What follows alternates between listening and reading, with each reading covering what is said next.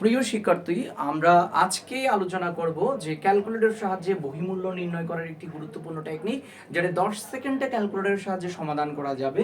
আমাদের প্রশ্নটি হচ্ছে 4 বছর শেষে অবশিষ্ট বহিমূল্য কত।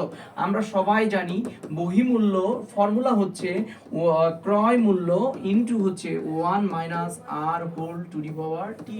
এই ফর্মুলা দিয়ে করা যাবে। আমাকে প্রশ্নে বের করতে বলছে বহিমূল্য, প্রশ্নে দেওয়া আছে হচ্ছে ক্রয় মূল্য।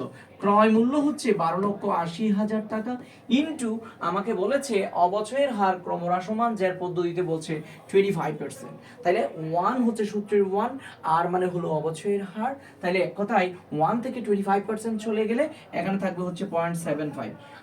দেন হোল টি, টি মানে আমাদেরকে প্রশ্নে বলেছে যে কত বলেছে, 4 বলেছে। তাহলে আমরা এতটুকুতে ক্যালকুলেশন করলে ক্যালকুলেটরের সাহায্যে অ্যান্সার বের করতে পারবো।